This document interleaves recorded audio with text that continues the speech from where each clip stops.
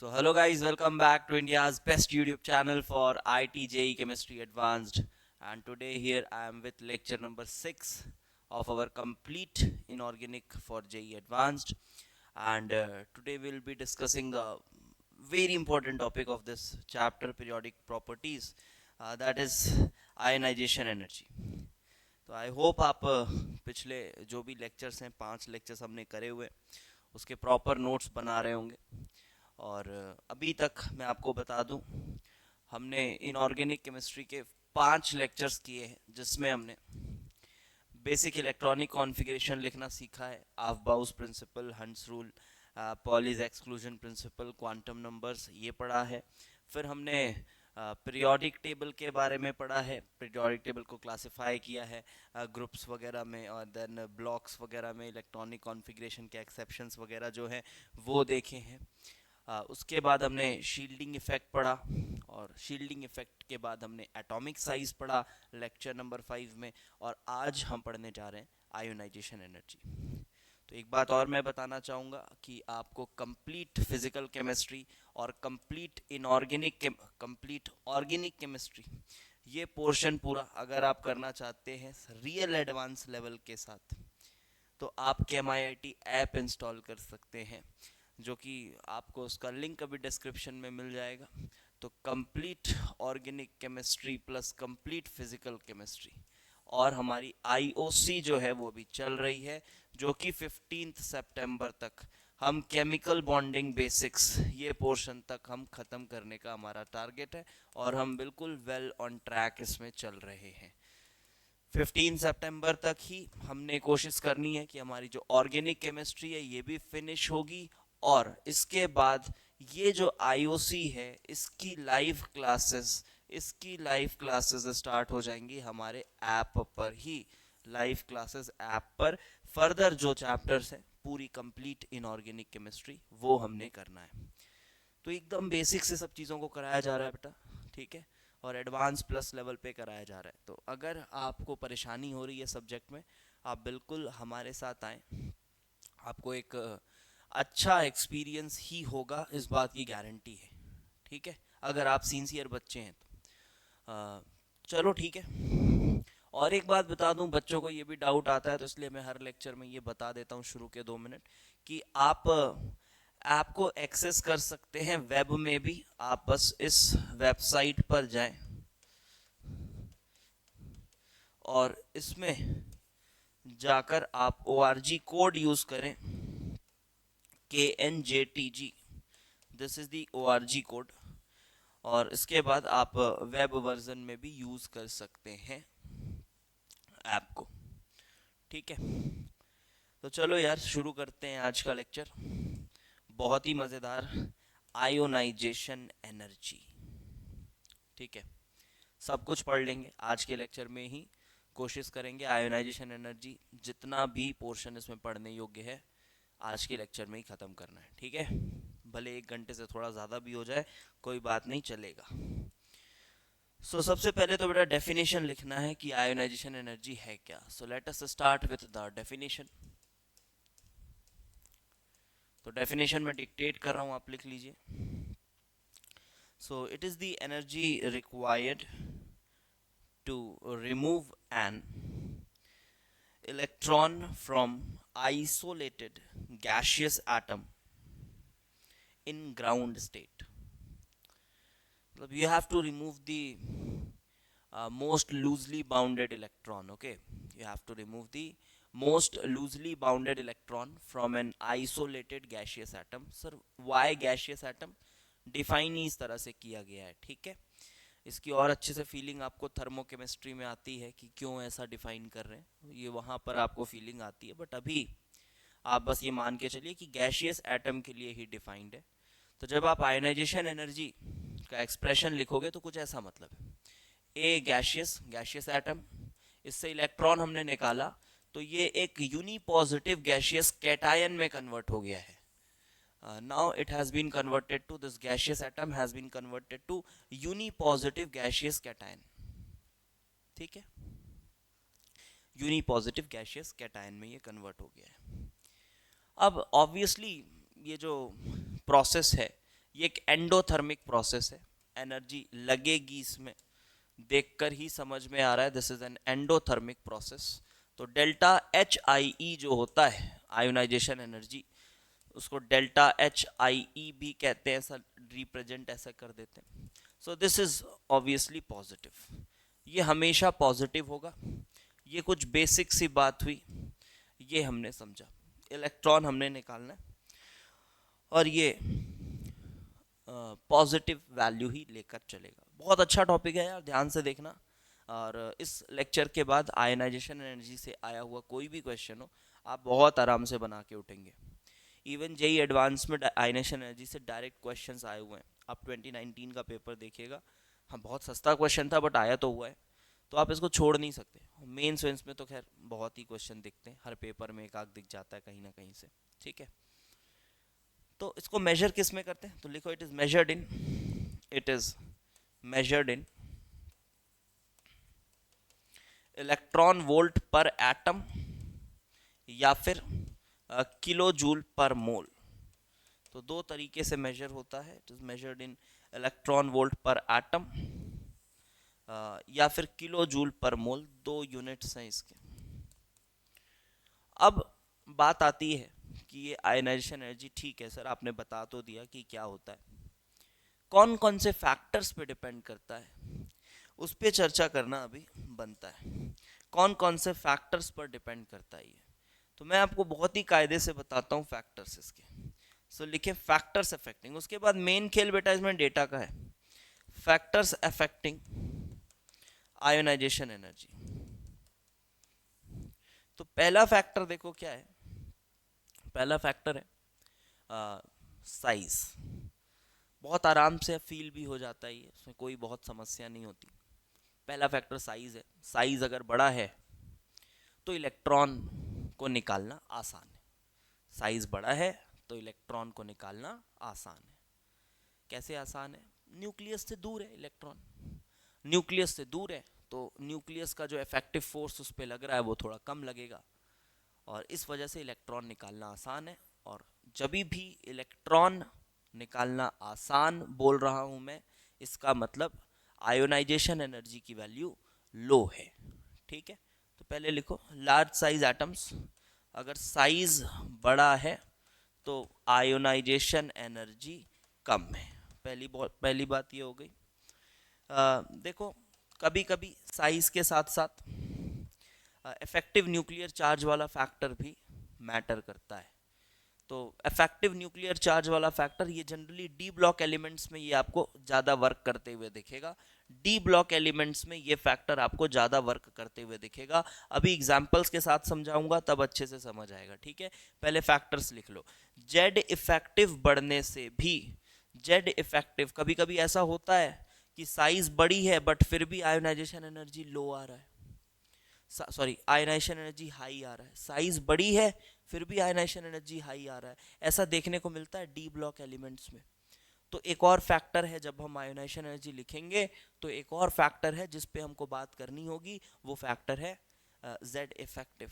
Z effective बढ़ेगा ionisation energy बढ़ेगी, Z effective बढ़ेगा आयोनाइजेशन एनर्जी बढ़ेगी। ये दो फैक्टर्स हुए। एक और फैक्टर है, एक और फैक्टर है, तीसरा फैक्टर लिखिए। तीसरा फैक्टर है electronic configuration.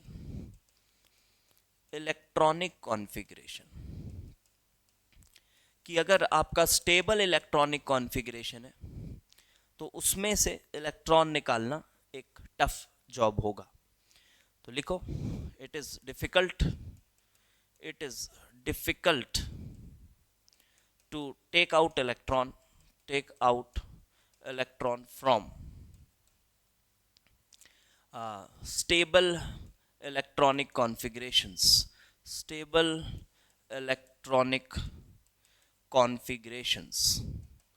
Stable electronic configurations का मतलब है, एग्जांपल मैं आपको बता दूं, जैसे P3 हो गया, P6 हो गया, वही half filled, completely filled, lecture 1 में डिस्कस किया था हमने ये सब। D5 हो गया, D10 हो गया, इनमें से थोड़ा मुश्किल है, इनमें से थोड़ा मुश्किल है। तो ये भी एक फैक्टर है, काम आता है कहीं कहीं, ये भी एक फैक्टर है, काम आता है। लेकिन एक मजे की बात बताऊं, एक चीज इसमें लिखो आप कि ये जो इलेक्ट्रॉनिक कॉन्फ़िगरेशन वाला फैक्टर है ये थोड़ा आजू बाजू, क्या बोला मैंने कहा ये आजू बाजू वर्क करता है।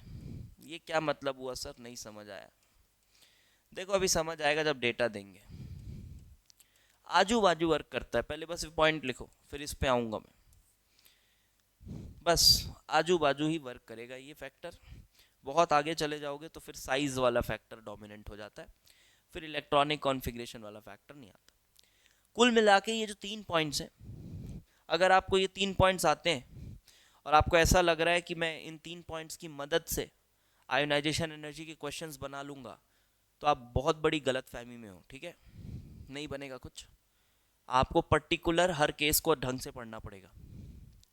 ठीक है, पर्टिकुलर हर केस को पढ़ना पड़ेगा, क्योंकि कौन सा फैक्टर कहाँ डोमिनेंट है ये हम नहीं प्रेडिक्ट कर सकते। तो हर एक केस को आपको आज आपकी कॉपी में लिखवा देंगे, अच्छे से पढ़ लीजिएगा, उसके बाहर का कुछ भी पढ़ने की ज़रूरत नहीं है। ठीक है, चलिए। So let us take the datas of group period 2 elements. Okay, तो मैं आपको कुछ डेटा लिख कर बताता हूँ, फिर उसकी स्टडी करेंगे। सो आयोनाइजेशन एनर्जी में लिख रहा हूँ वैल्यूज़ आयोनाइजेशन एनर्जी, और यहाँ पर पीरियड 2 के एलिमेंट्स में लिख रहा हूँ, सेकेंड पीरियड के elements. I am starting from lithium to neon तक मैं लिखता हूँ, फिर देखते हैं। Beryllium, boron, carbon, oxygen, sorry nitrogen, oxygen, fluorine and neon. मज़ा तभी आएगा जब हम डेटाज देखें। देखो एक्सपेक्टेड क्या है, एक्सपेक्टेड तो यही है कि जब हम लेफ्ट टू राइट जाएंगे, साइज़ क्या होती है, साइज़ वाला फैक्टर देखो, साइज़ कम होती है, साथ ही साथ जेड इफेक्टिव भी बढ़ता है। तो ये दोनों ही फैक्टर्स एक दूसरे का सपोर्ट कर रहे हैं। साइज़ कम होती है, मतलब आई बढ़ना चाहिए। जेड इफेक्टिव बढ़ता है, ये भी बोल रहा है कि आई बढ़ना चाहिए, तो आई बढ़ेगी। तो जनरल तो आई बढ़नी चाहिए, बट इसमें भी एक दो रेयर एक्सेप्शंस हैं, उसको देखेंगे। डेटा लिख रहा हूँ पहले 520, थोड़ा रफली ना, आपको वैल्यूज़ भी थोड़ा पता रहे तो अच्छी बात है। रफली पता रहेंगी, ऐसे कोई नहीं कि 899 का 899 याद रहना चाहिए, ऐसा नहीं है।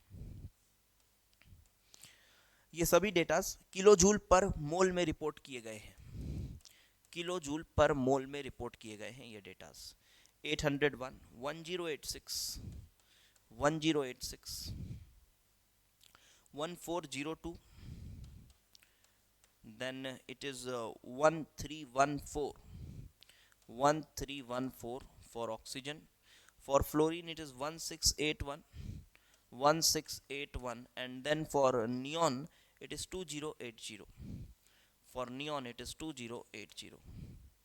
तो ये आपके डेटाज हैं, आप देखिए आपको कहाँ एबनॉर्मेलिटी कहाँ नज़र आ रही है। आप ये चेक करिए कहाँ एबनॉर्मेलिटी नज़र आ रही है।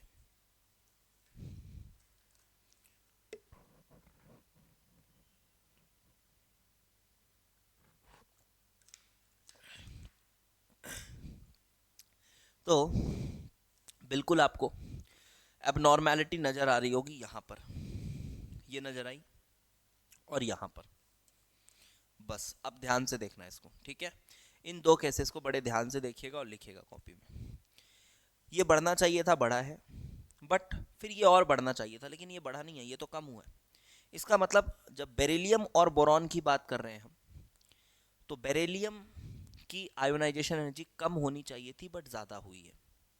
अच्छा, लेकिन उसके बाद कार्बन नॉर्मल है, कार्बन की बड़ी है, हाँ बड़ी है, इवन वो बेरिलियम से भी ज़्यादा है, बेरिलियम से ज़्यादा है, ज़्यादा है, कोई दिक्कत नहीं।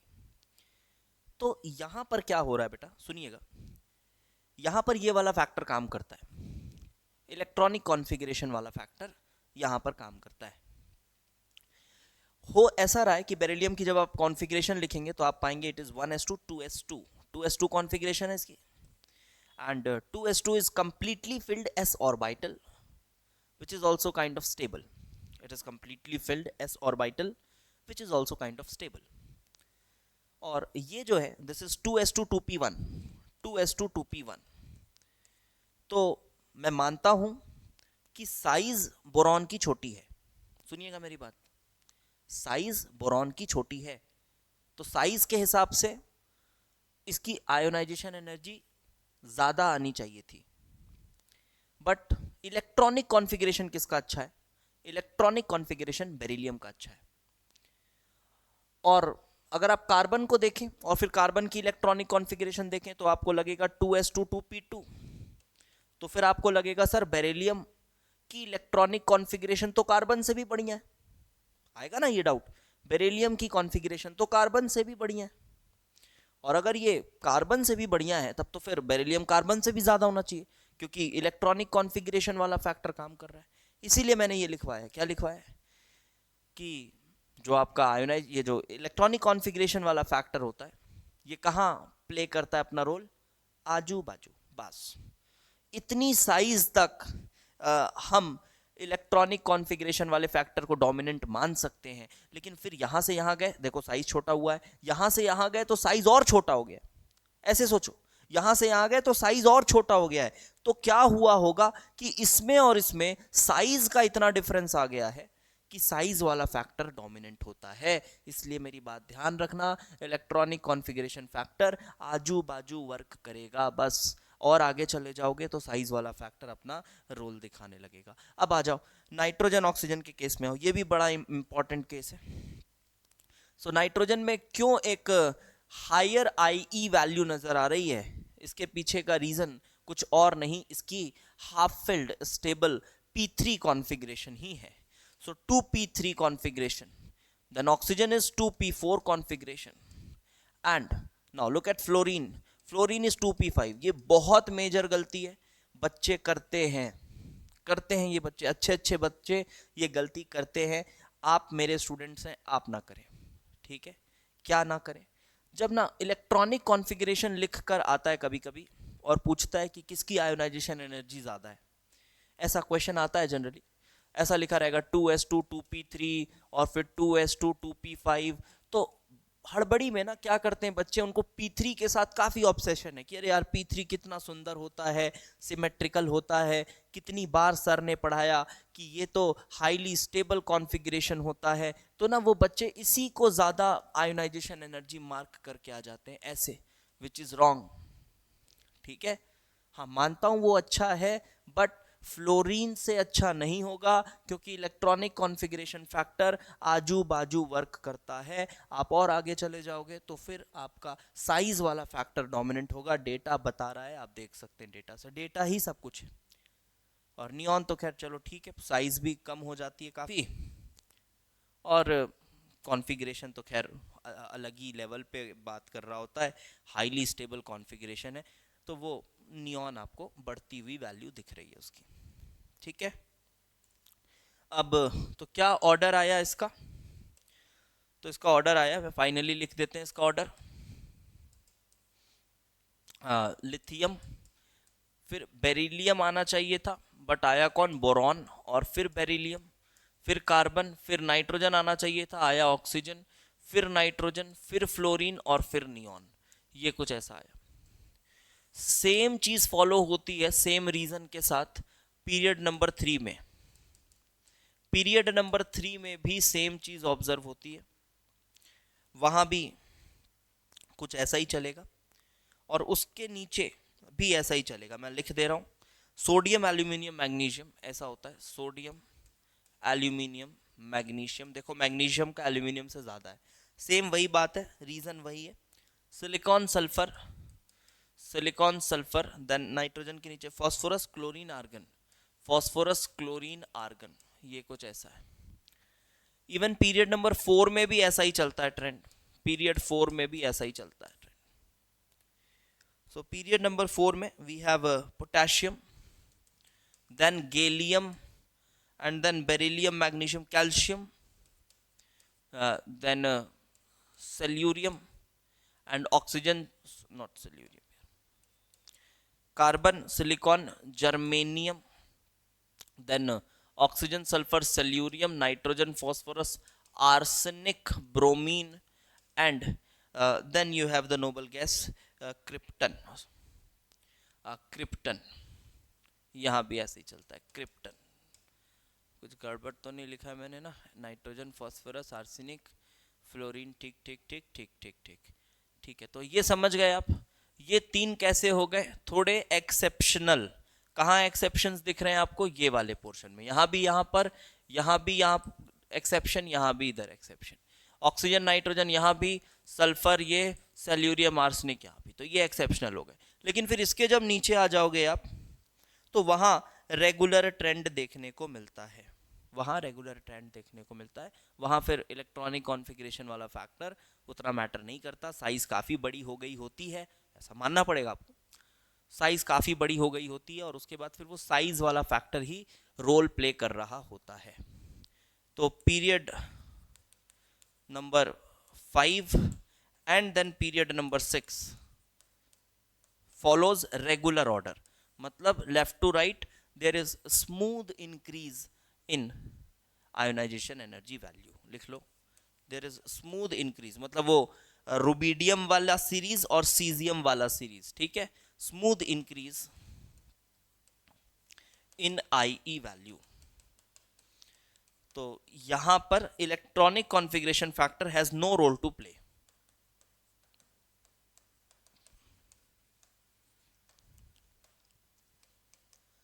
factor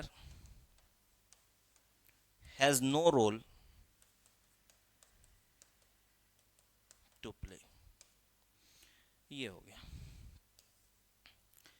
ठीक है। अब बात करेंगे,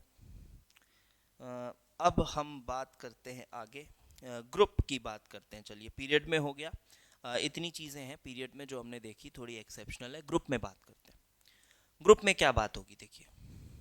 so with in a group, तो इन अ ग्रुप तो बात ऐसी चलनी चाहिए कि अभी हम थोड़े रिप्रेजेंटेटिव एलिमेंट्स की बात कर रहे हैं, एस ब्लॉक, पी ब्लॉक की बात कर रहे हैं, ठीक है। अभी एस ब्लॉक, पी ब्लॉक की बात कर रहे हैं, अभी डी ब्लॉक की मैं बात करूंगा। फिर अभी हम किसकी बात कर रहे हैं वेरिएशंस में? S block and P block, S and P block की मैं बात कर रहा हूँ। मैं डी ब्लॉक की बात अभी आपके सामने फिर करूंगा डेटा के साथ, थोड़ा सा कॉम्प्लिकेटेड होता है डी ब्लॉक, उसकी बात हम डेटा के साथ करेंगे। अब इन अ ग्रुप बात करते हैं। तो इन अ ग्रुप तो नॉर्मल है बेटा, ऊपर से नीचे जाएंगे तो कायदे से आई कम होनी चाहिए, साइज वाला फैक्टर ही डोमिनेंट होगा, साइज वाला फैक्टर ही डोमिनेंट होगा in a group. Rare exceptions will be there, but most of the cases, most of the cases there is smooth in decrease in IE value down the group, decrease in ionization energy value down the group।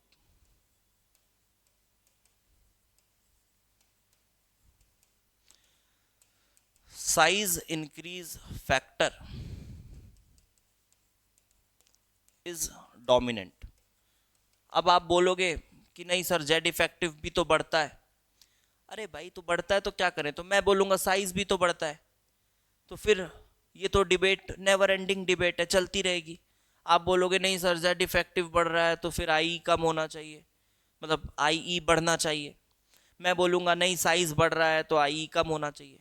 तो ultimately बात data की करी जाएगी। भाई experiments के बाद जो results निकल कर आ रहे हैं वो क्या है, तो हमें उस डेटा को सपोर्ट करने के लिए स्टेटमेंट्स बताने हैं, ना कि अपनी मनगढ़ंत बातें कुछ भी कर लेनी है, ठीक है। ऐसे आप आईओसी नहीं पढ़ पाएंगे। आईओसी में डेटाज बहुत मैटर करते हैं और बहुत सारी चीज़ें तो ऐसी हैं कि मेरे पास भी डेटा नहीं है अगर है, तो मैं कुछ बिना अपने मन से कुछ भी उल जलूल नहीं बोल सकता। कभी कभी ऐसा होता है कि डेटा मेरे पास अवेलेबल नहीं होता है, वो चीज़ मुझे ध्यान नहीं होती है, तो मैं बिल्कुल बोल देता हूँ यार ठीक है, लॉजिकली तो ये लग रहा है ये होना चाहिए, बट जस्ट वेट, मैं डेटा चेक करके बताता हूँ। तो ये चीज़ आपके साथ भी होनी चाहिए, आपको ये मेच्योरिटी होनी चाहिए कि भाई हाँ इसमें पढ़ना कैसे है, अल्टीमेटली डेटा ही सब कुछ है इसमें, ठीक है। हाँ, उसको डेटा पहले हमारे पास में, फिर उसके बाद हम उसको एक स्टडी कर रहे हैं, एक हाँ केस स्टडी टाइप कर रहे हैं कि हाँ यार ऐसा हो रहा है, यहाँ पर ऐसा हो रहा है, ये वाली चीज़ ऐसी है, इसको ऐसे मार्क कर लेते हैं, हाईलाइट करते हैं, आगे बढ़ते हैं। ठीक है, तो size factor is dominant, although Z effective also increases, but it doesn't matters. But यहाँ अगेन वही फैमिली आएगी, कौन सी फैमिली? Boron family. सबसे ज़्यादा शैतान तो वही, कुछ भी करते हैं वो लोग। ठीक है, तो बोरॉन फैमिली अगेन बहुत एक्सेप्शनल बातें हैं यहाँ पर, तो इसको तो याद करना भी थोड़ा अजीब लगता है। तो लिखिए बोरॉन फैमिली एक्सेप्शंस। क्या हो रहा होता है बोरॉन फैमिली में, बताया था ना, गैलियम भाई साहब को पहली बार वो 10-10 डी के इलेक्ट्रॉन्स भरे हुए रहते हैं, और फिर वो डी के इलेक्ट्रॉन्स के साथ कोई पहला एलिमेंट पी ब्लॉक का निकल कर आता है, तो वो है गैलियम। तो अब इतने सारे वीक मेंबर्स भर गए उसमें, जिनकी सील्डिंग इतनी ख़राब है, तो अब उसकी आयोनाइजेशन एनर्जी पे भी तो प्रभाव पड़ेगा। आयोनाइजेशन एनर्जी क्या होनी चाहिए, क्या लगता है? शील्डिंग इफेक्ट की वजह से, साइज़ की बात करा था ना हमने, साइज़ गैलियम की श्रिंक हो जा रही थी ना, तो साइज़ वाले फैक्टर से भी समझ में आता है कि गैलियम की साइज़ श्रिंक हो रही थी, साइज़ श्रिंक हो रही थी। बहुत ध्यान से सुनना, ये बहुत ही अजीब सा ग्रुप है, ये एकदम स्टार मार्क कर लेना। ठीक है, अजीब सा ग्रुप है, इसमें आयनाइजेशन एनर्जी का ट्रेंड बहुत अजीब है। देखो, गैलियम की साइज़ डिक्रीज़ हो रही थी, वहाँ तक तो बात हज़म होती थी, और साइज़ डिक्रीज़ हो रही थी, तो अभी आयोनाइजेशन एनर्जी भी उम्मीद से थोड़ा ज़्यादा होगा। क्लियर है बात? उम्मीद से ज़्यादा होगा आयोनाइजेशन एनर्जी। लेकिन फिर जब हम और नीचे जा रहे होते हैं, और नीचे जा रहे होते हैं, तो थेलियम, इंडियम थेलियम याद आ रहा है? इंडियम थेलियम में भी थेलियम की साइज़ एक्सपेक्टेड ज़्यादा थी, बट साइज़ बहुत ज़्यादा आ नहीं रही थी, शायद 2 पाइकोमीटर का डिफरेंस था, तो हमने उसको एक्सपेरिमेंटल एरर्स को कंसिडर करते हुए रफली इक्वल भी मान लेते हैं, कोई कोई लोग उसको तो रफली इक्वल भी मान लेते हैं। तो थेलियम जो है उसमें इफेक्टिव न्यूक्लियर चार्ज वाला फैक्टर काफ़ी ज़्यादा है, इफेक्टिव न्यूक्लियर चार्ज काफ़ी ज़्यादा है। क्या पता थेलियम की आयोनाइजेशन एनर्जी गैलियम से ज़्यादा हो जाए, नहीं बोल सकते, कुछ नया डेटा नहीं है अपने पास। अगर हो रहा होगा तो ठीक है, क्या करेंगे, बोलेंगे हाँ ठीक है वो फैक्टर ज़्यादा डोमिनेटिंग होगा, क्या कर सकते हैं, करना तो याद ही पड़ेगा। तो यहाँ जो मैं आपको इसका ट्रेंड बताऊँ, तो ये कुछ ऐसा आता है कि एल्यूमिनियम गैलियम, देखिएगा एक्सेप्शंस बोरॉन फैमिली, फिर इसको याद करने का एक तरीका भी बता दूंगा। बोरॉन फैमिली का एक्सेप्शन ऐसा है कि एल्यूमिनियम और गैलियम रफली सेम होते हैं, लेकिन अगर आपको किसी एक को ज़्यादा कहना है तो गैलियम को आप ज़्यादा कह सकते हैं। रफली सेम होते हैं, गैलियम को आप ज़्यादा कह सकते हैं। दिस इज़ 5.98 इलेक्ट्रॉन वोल्ट पर एटम। ये इलेक्ट्रॉन वोल्ट के टर्म्स में डेटा मेरे पास यहाँ सामने है, तो मैं उस टर्म्स में बता रहा हूँ, इलेक्ट्रॉन वोल्ट पर atom, and this is 5.99 electron volt पर एटम। तो ये कुछ ऐसा डेटा है। और जब बात करते हैं बेटा थेलियम और इंडियम की, तब अगेन थेलियम इंडियम से काफ़ी ज़्यादा हो जाता है, और ये थेलियम तो गैलियम से भी ज़्यादा हो जाता है। डेटा ऐसा है, it is 6.01 and this is 5.78 electron volt, and this is 6.01। अभी फ़िलहाल में तो नहीं, शायद 5-6 साल पहले IIT JEE एडवांस ने इसके साइज़ पे क्वेश्चन पूछा था, साइज़ का ऑर्डर पूछा था बोरॉन फैमिली के, वो जो एक्सेप्शन था उस पे एल्यूमिनियम गैलियम वाला, बट आयोनाइजेशन एनर्जी पे सवाल नहीं दिखा है अभी। तो बिल्कुल चांसेस हैं कि इसकी आयोनाइजेशन एनर्जी पे कुछ पूछ सकता है आपसे। अब देखिए कितना अजीब लग रहा है। बोरॉन तो चलो ठीक है, बोरॉन छोटा होगा, आयोनाइजेशन एनर्जी की वैल्यू उसकी छोटी होगी, आयोनाइजेशन एनर्जी की वैल्यू जो होगी, अब सॉरी साइज़ छोटा होगा, साइज़ छोटा होगा तो आयोनाइजेशन एनर्जी बड़ी होगी। ठीक है, बट इनमें कुछ अलग ही खिचड़ी पक रही है, देख रहे हो, थेलियम है, फिर गैलियम दिख रहा है, और उसके बाद एल्यूमिनियम दिख रहा है, और फिर सबसे नीचे इंडियम दिख रहा है। तो ऑर्डर क्या है? Boron, then thallium, and then comes gallium, which is greater than or roughly equal to aluminium, and then you have at last indium. कुछ ऐसा ऑर्डर है, याद रखना पड़ेगा, याद रख लीजिएगा। इसको याद रखने के लिए एक ऐसा डब्लू भी बनाकर याद करते हैं लोग। ऐसा डब्लू बनाना है, ये ऐसा डब्लू बनाना है, वो धमाल वाले डब्लू को याद करो, ऐसा डब्लू, ठीक है। अब इसमें आप देखिए ये बोरॉन, फिर aluminium, boron, aluminium, gallium, indium और थेलियम, ऐसे ध्यान रखो। सबसे ऊपर बोरॉन, फिर आपका थेलियम, फिर आपका गैलियम, फिर आपका एल्यूमिनियम, फिर आपका इंडियम, ये ऑर्डर है। फिर सिमिलर एक्सेप्शन आपको मिलेगा कार्बन फैमिली में, सिमिलर काइंड ऑफ एक्सेप्शन मिलेगा आपको कार्बन फैमिली में। कार्बन फैमिली में क्या होगा, तो कार्बन फैमिली में Sn और Pb में एक्सेप्शन आएगा, लेंथेनॉइड कॉन्ट्रैक्शन, Pb में 4f इलेक्ट्रॉन्स आ जाएंगे, ठीक है। तो लिखो carbon, then silicon, then germanium, और फिर Sn और Pb में एक्सपेक्टेड तो यही है कि Sn का ज़्यादा होना चाहिए, बट Pb का ज़्यादा होता है, और फिर Sn आ जाता है सबसे नीचे। तो कार्बन फैमिली में कहीं और एक्सेप्शन नहीं दिख रहा, एक्सेप्शन देखने को यहाँ पर मिल रहा है सिर्फ ये। तो यहाँ पर रीज़न क्या लिखेंगे, Pb में हो रहा है lanthanoid contraction, 4f electrons present, again poor shielding, lanthanoid contraction must be the reason, lengthenoid contraction must be the reason for it, lengthenoid contraction must be the reason for it. Let me tell you the datas as well. अच्छा, don't compare Sn with anything else from here ना, ये सब ऐसे उटपटांग comparison नहीं करना है, मैं आपको डेटा बता दे रहा हूँ। लेड का डेटा मेरे पास है 7.416 इलेक्ट्रॉन वोल्ट, 7.416 इलेक्ट्रॉन वोल्ट, और Sn का मेरे पास डेटा है 7.344 electron volt, 7.344 electron volt, this is for Sn।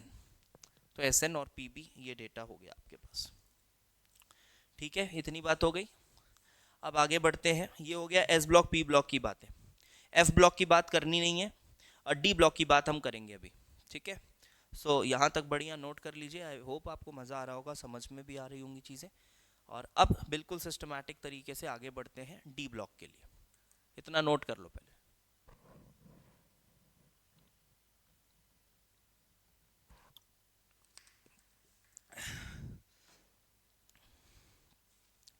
So for D block elements, यहाँ तो मेरे को पूरा पूरा ग्राफ ही लेना पड़ेगा।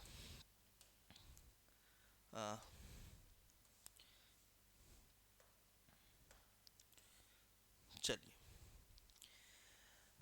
तो ये जो डी ब्लॉक एलिमेंट्स है ना, इसमें मैं आपको एक बात बताता हूँ। देखो, जनरली अगर मैं ऑब्जर्व करूँ, फिर से वही बात होगी, इसमें भी 3D 4D 5D कुछ ऐसे ही स्टडी होगी। बहुत ध्यान से सुनना बेटा, 3D 4D 5D कुछ इसी तरह से स्टडी होगी। और अगर आप फिर वैसे ही मानते हैं कि साइज बढ़ेगा तो आयनाइजेशन एनर्जी बढ़ जाएगी, तो सिर्फ साइज ही एक फैक्टर नहीं है, पहले ही क्लियर कर चुका हूँ। Effective nuclear charge, size, electronic configuration, ये सभी फैक्टर्स काम करते हैं। कहाँ कौन डोमिनेट कर रहा है वो भाई डेटा देखकर ही समझ में आता है, ओके। तो यहाँ पर देखो, जनरल ऐसा माना जाता है कि 3D और 4D लगभग बराबर होते हैं, 3D और 4D लगभग बराबर होते हैं, 3D की आयोनाइजेशन एनर्जी लगभग बराबर होती है 4D से, लेकिन 5D जो है ना, वो इन दोनों से ज़्यादा होता है। ये एक जनरल पैटर्न है, there will be some exceptions in this pattern as well, तो ये आपको ध्यान रखना है, this is a general pattern. 3D 4D में भी यू कैन कंपेयर, कभी कभी कुछ कुछ 4D वाले एलिमेंट ज़्यादा हो जाते हैं, कुछ कुछ 3D वाले भी कभी कभी ज़्यादा हो जाते हैं, लेकिन 5D जो है ये इन दोनों से ज़्यादा ही रहता है, 5D इन दोनों से ज़्यादा ही रहता है। चलो कुछ ग्राफ्स देखते हैं, और इसमें कुछ इंपॉर्टेंट जो सीरीज़ होंगे वो मैं आपको मार्क कराऊंगा, उसको ध्यान रखना, ठीक है। ठीक है। अभी इसका रीजन डिस्कस नहीं करेंगे, no need to discuss the reasons. Reason यही है कि यहाँ पर मेटालिक बॉन्डिंग भी एक काम करता है, साथ ही साथ इसमें जो इफेक्टिव न्यूक्लियर चार्ज वाला फैक्टर है वही ज़्यादा रोल प्ले कर रहा होता है, बिकॉज साइज में there is very minimal differences. ठीक है, तो लिखो यहाँ पर ऐसा रीज़न यही हो सकता है कि साइज में बहुत ही लगभग सबका साइज सेम ही होता है, साइज में काफ़ी स्मॉल डिफरेंसेस होते हैं यहाँ पर। और साथ ही साथ जो जेड इफेक्टिव वाला फैक्टर है, this plays a important part, ये एक इम्पोर्टेंट पार्ट प्ले करता है, बाकी और कुछ नहीं सोचना है अभी आप। वो जब डी ब्लॉक एलिमेंट्स की डिटेलिंग पढ़ेंगे, जब चैप्टर पढ़ेंगे, तो उसमें थोड़ी बहुत बातें देखेंगे और एक्स्ट्रा। तो देखो यहाँ पर आप टाइटेनियम, जर्कोनियम एंड हाफनियम आप नॉर्मली पा रहे हो 3D से बड़ा 4D, 4D से बड़ा 5D। तो देखो 4D बड़ा आ रहा है, 4D बड़ा आ रहा है यहाँ पर। फिर आप थोड़ा आगे जाते हो, जब आप टेक्टिनियम, मैंगनीज एंड Re की बात कर रहे होते हो, तो देखो यहाँ पर आपको 4D then 3D then 5D ऐसा दिख रहा है। तो 4D और 3D आपस में ऊपर नीचे कर रहे हैं, बट ये जो 5D है वो हमेशा ज़्यादा ही है। अब इसमें आपको याद रखने के लिए मैं 2-3 ऑर्डर्स बताऊंगा, जो आप थोड़ा याद रखिएगा, that will be helpful for you. तो पहला ऑर्डर मैं आपको ये Ru, Fe और ऑस्मियम ये मैं बताना चाहता हूँ। जस्ट रिमेंबर कि यहाँ पर आपका 4D से बड़ा 3D है, ठीक है। Ru से बड़ा 3D है आयरन, और इससे बड़ा ऑस्मियम। एक ये ऑर्डर आप ध्यान रखिए फिलहाल। उसके बाद आ जाइए निकल, पैलेडियम एंड प्लैटिनम में। निकल 3D है, 3D से बड़ा 4D, 4D से बड़ा 5D।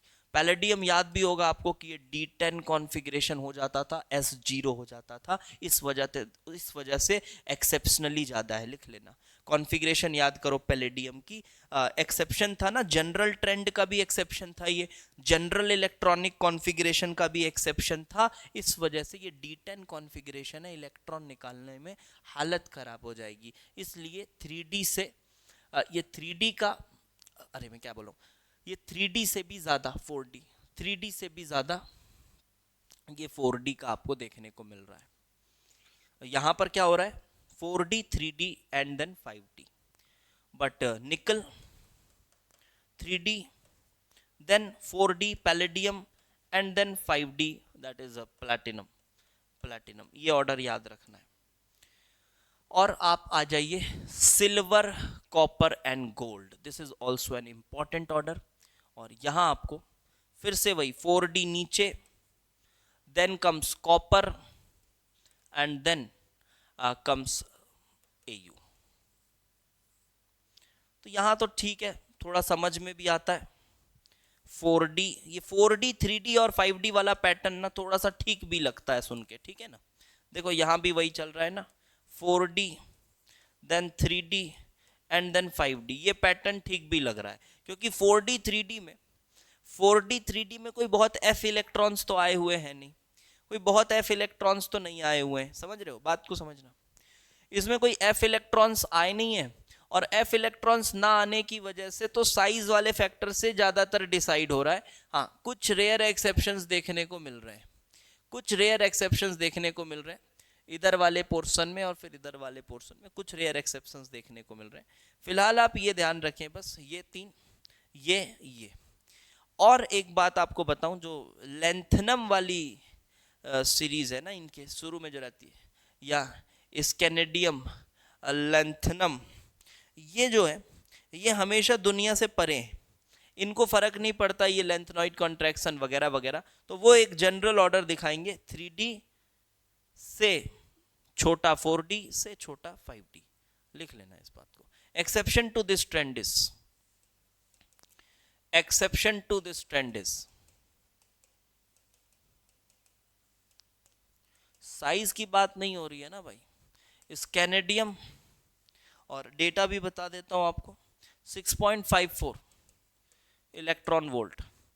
देन आता है रिट्रियम Y एंड देन लैंथनम, क्योंकि लैंथनम में आपको पहले ही बताया था, साइज वाले में भी ये नॉर्मली चलता था, 3D से बड़ा 4D, 4D से बड़ा 5D, साइज ऐसा चलता था, तो आयनाइजेशन एनर्जी उल्टा चलेगा, 3D आयनाइजेशन सबसे ज़्यादा, फिर 4D थोड़ा कम, 5D और कम, क्योंकि लैंथनम में कोई 4f इलेक्ट्रॉन्स नहीं आए हुए हैं, किसी भी तरह की पुअर शील्डिंग वाली इफेक्ट यहाँ नहीं देखने को मिल रही है।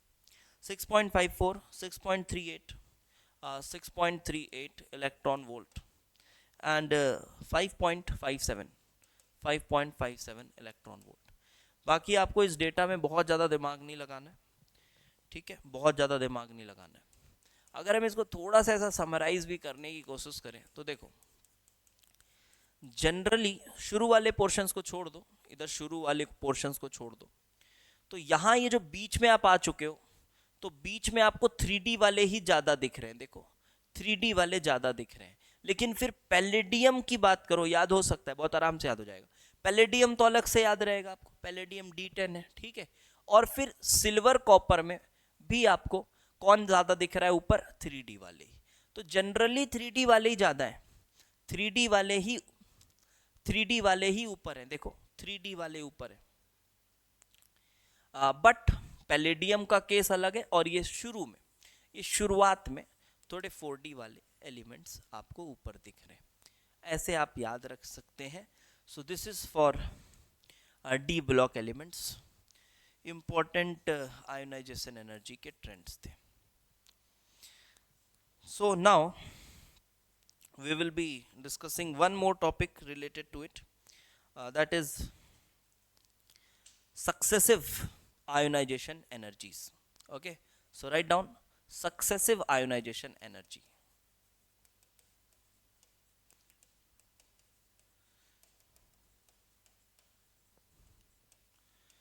अब इसमें क्या होगा बेटा, एक के बाद एक इलेक्ट्रॉन निकालेंगे अपन, एक के बाद एक इलेक्ट्रॉन निकालेंगे, फिर उसको भी कंपेयर करेंगे। ए गैशियस, इलेक्ट्रॉन निकाल दिया, ये इलेक्ट्रॉन निकाल दिया तो ए प्लस गैशियस, फिर इससे इलेक्ट्रॉन निकाल दिया तो ए प्लस प्लस गैशियस, फिर इससे इलेक्ट्रॉन निकाल दिया तो ए प्लस प्लस प्लस गैशियस। इस तरह से डिफाइन तो आप कर सकते हैं। IE1 इसको कह देंगे, this is first ionization energy IE1, this is second ionization energy IE2, this is third ionization energy IE3। अब हम फॉर अ गिवन एलिमेंट पहले कंपेयर करेंगे। फॉर अ गिवन एलिमेंट हम कंपेयर करेंगे IE1, IE2 और IE3 को। फिर दो अलग अलग एलिमेंट्स को कंपेयर करेंगे, IE1, IE2, IE3 को। ठीक है, अच्छे से समझते हैं, ठीक है, बढ़िया से समझते हैं। So let us take the example of magnesium and aluminium. So let me write magnesium getting converted to Mg plus, getting converted to Mg2 plus, and then getting converted to Mg plus 3. So this is IE1, electron निकल रहा है हर case में, ठीक है, IE2 and this is IE3. So now let us compare the IE1, IE2, IE3 of magnesium. So what we will get? Let us compare the three ionization energies of magnesium. What we'll get? So look, if you look at the electronic configuration, if I write it bluntly, like shell number के जैसा अगर मैं लिखूं, so it is 282 and this is 281 and this is 28 and this is again then 27. Okay, so if I ask you to compare IE1 and IE2, so lot of students do it like this way कि sir look, when you are going to Mg, when we are going from Mg plus 1 to Mg plus 2, we are getting a noble gas configuration, sir, we are getting a noble gas configuration. So this is kind of easy job because configuration is so stable that if you are giving X amount of energy, after attainment of that stable electronic configuration, there will be lot of energy release, and that will decrease down the value of ionization energy. So this should be the lower case. IE2 कम होना चाहिए sir, IE2 कम होना चाहिए। Electronic configuration के साथ इतना ज़्यादा आपको उत्सुकता क्यों होती है? ठीक है, मैं बोलूँगा कि यार देखो मेरे पास डेटा नहीं है तो मैं नहीं बता सकता। अगर मेरे से ये सवाल शुरू में कोई पूछे तो मैं तो यही कहूँगा मेरे पास देखो डेटा नहीं है तो मैं नहीं बता सकता, क्योंकि एक फैक्टर है जो इसको कॉन्ट्राडिक्ट कर रहा है। क्या मेरी बात समझ पा रहे हैं? समझिएगा मैं क्या बोल रहा हूँ। एक बार में देख के क्या लगता है कि IE1 और IE2 में, दोनों मैग्नीशियम की मैं बात कर रहा हूँ, मैग्नीशियम का ही IE1, मैग्नीशियम का ही IE2, तो एक बार में ये लगता है कि यार यहाँ पर नोबल हो रहा है तो ये इलेक्ट्रॉन निकालना आसान होगा और IE2 छोटा होगा। बट फिर मैं बोलूँगा यार एक और फैक्टर है। क्या फैक्टर है कि यहाँ पर आप देखें कि ये Mg और ये Mg प्लस है। कल आपको एटॉमिक साइज पढ़ाया था, उसमें मैंने क्या बताया था कि जब भी पॉजिटिव चार्ज आता है तो इफेक्टिव न्यूक्लियर चार्ज क्या होती है, बहुत बढ़ जाती है। याद आ रहा है, इफेक्टिव न्यूक्लियर चार्ज एब्रप्टली बढ़ जाती है, पॉजिटिव चार्ज आने से कैटायन बढ़ जाती है effective nuclear charge.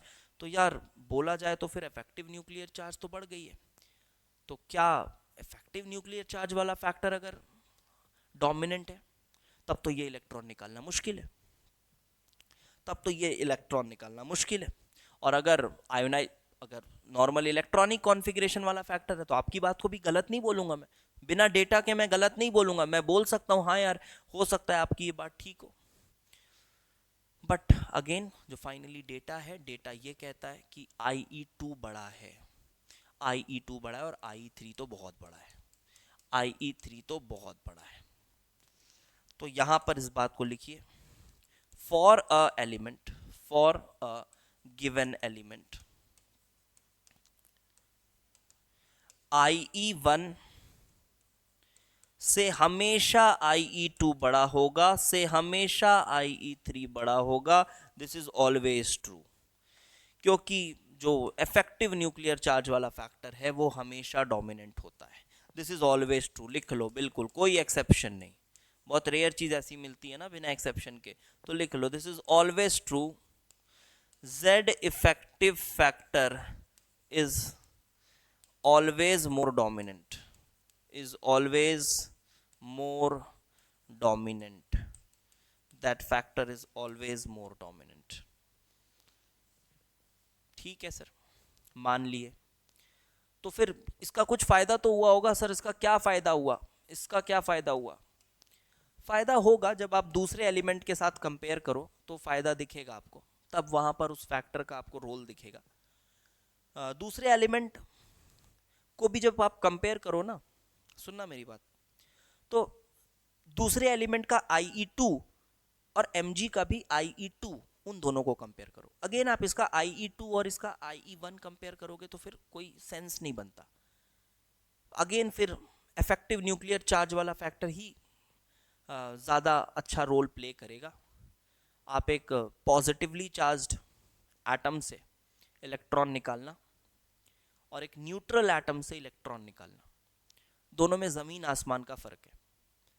Positively charged atom से इलेक्ट्रॉन निकालने में हमेशा ज़्यादा एफर्ट लगेगा, ज़्यादा एनर्जी कंज्यूम होगी और इस वजह से उसकी आयोनाइजेशन एनर्जी ज़्यादा बड़ी वैल्यू लेकर आएगी।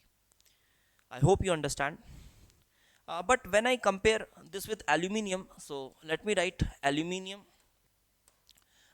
goes to aluminium plus, goes to aluminium plus 2, goes to aluminium plus 3, IE1, IE2, IE3, IE1, IE2, IE3, this is अगर ब्लंटली लिख दूं ऐसा ही तो 283, this is 282, this is 281 and this is 28, simple, this is simply 28।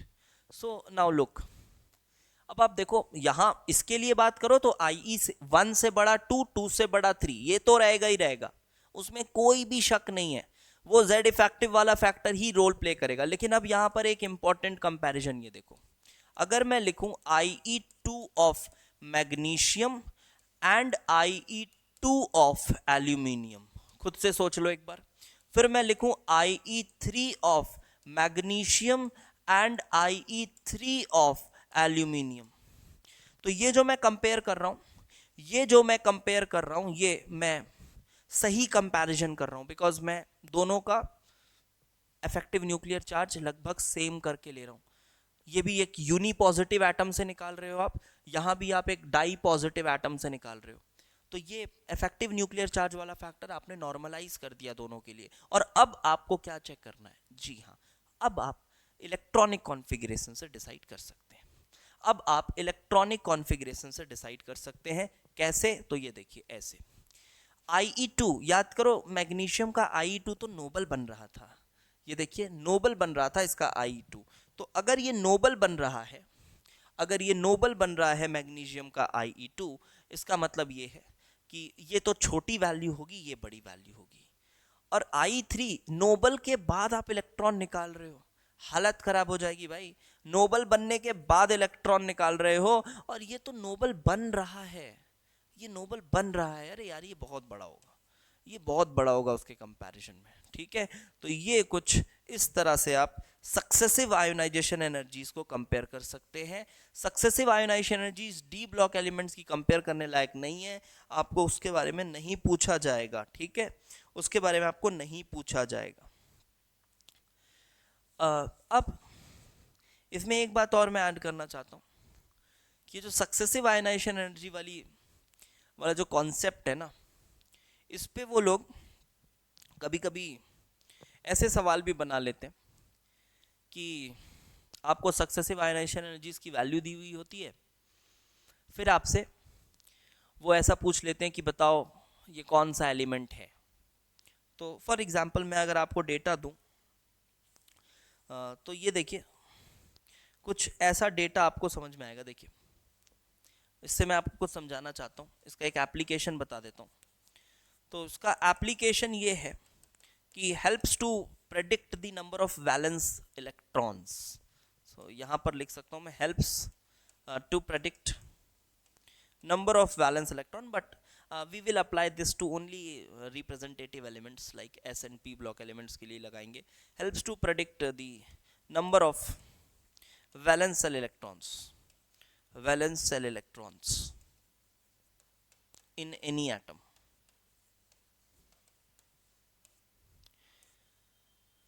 कहाँ लगाना है आपको इसको? आप इसको ना फॉर रिप्रेजेंटेटिव एलिमेंट्स के लिए यूज करिए, बस यूज फॉर रिप्रेजेंटेटिव।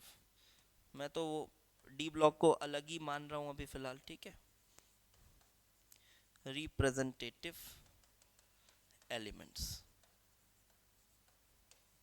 सीधी भाषा में बोलूं तो एस और पी ब्लॉक बोलने का मतलब है मेरा।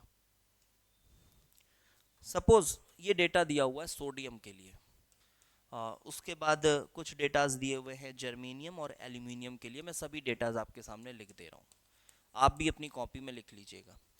I1 I2 I3 I4 ऐसे वैल्यूज दिए हुए। ये 5 है, 5 है I1, फिर है कुछ 47 71 47 71, रफ वैल्यूज लिख रहा हूँ राउंड ऑफ करके, 98 और ये है 98।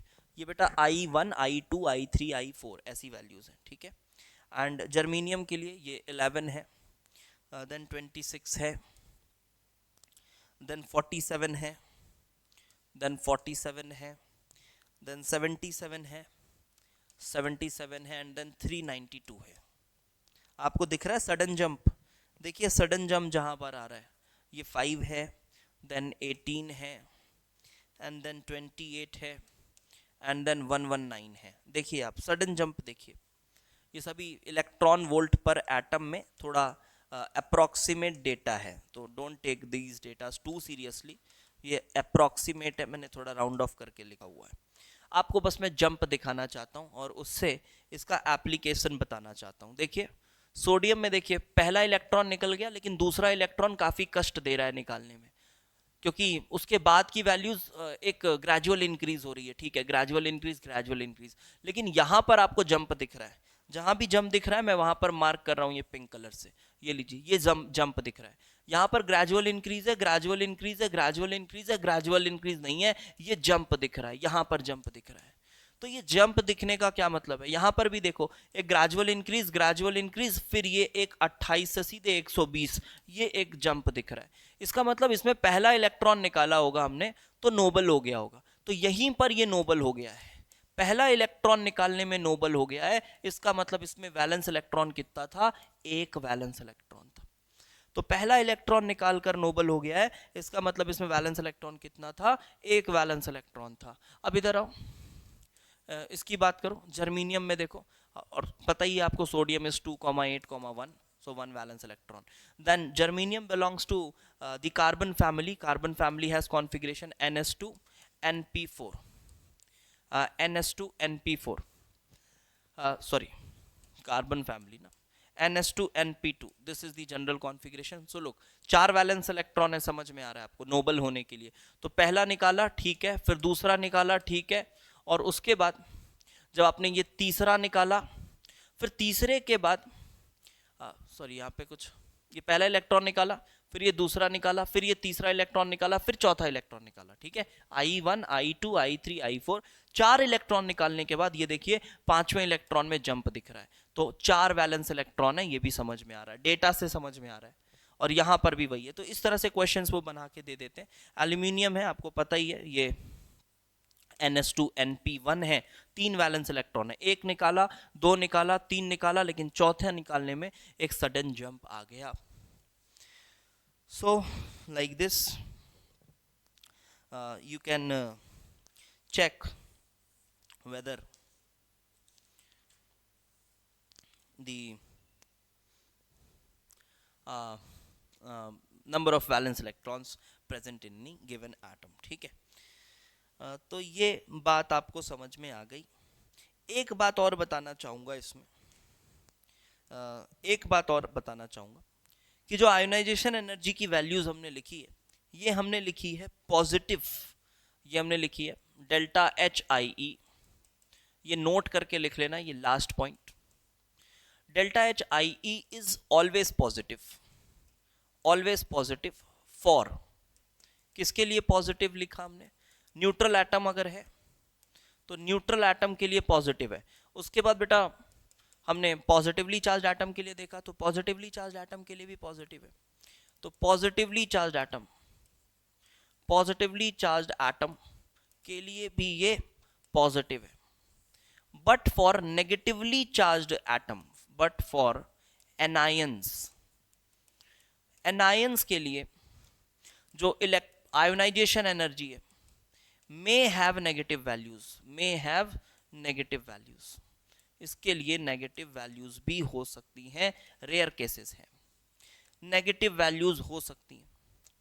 जैसे मैं बात करूं बेरिलियम, बेरिलियम माइनस से मैंने बनाया बेरिलियम, तो यहाँ भी क्या हुआ, इलेक्ट्रॉन रिलीज हुआ, यहाँ भी क्या हुआ, इलेक्ट्रॉन रिलीज हुआ.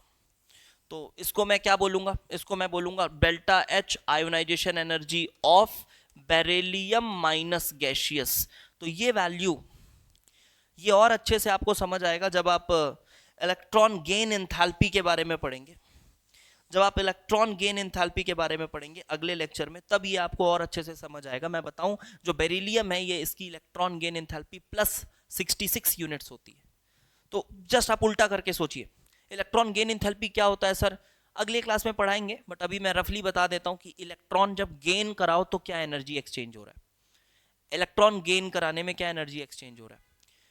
तो वो भी जनरली नेगेटिव ही होती है, जनरली एनर्जी रिलीज ही होता है, बट रेयर केसेस हैं जहां पर एनर्जी एब्जॉर्ब हो जाती है, आप इलेक्ट्रॉन देते हैं तो.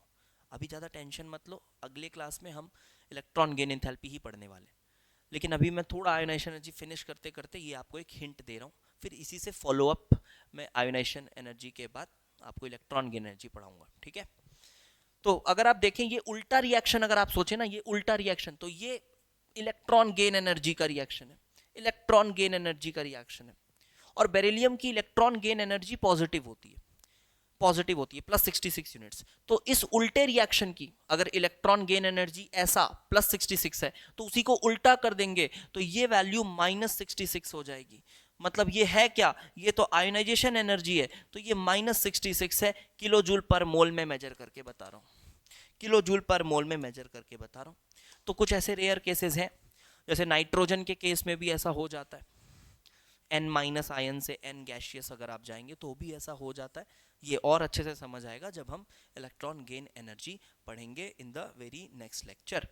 Okay, so we have completed lecture number 6 in which we have done ionization energies, and in lecture number 7 I'll be taking electron gain enthalpy. Electron gain enthalpy.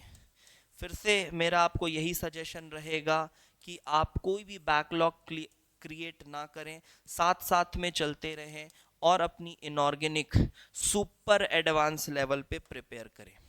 साथ ही साथ हाईली रिकमेंडेड है कंप्लीट फिजिकल केमिस्ट्री के मेरे lectures, complete organic chemistry के मेरे lectures आप अगर follow करते हैं, so these lectures are enough to get you this rank in IIT-JEE advanced.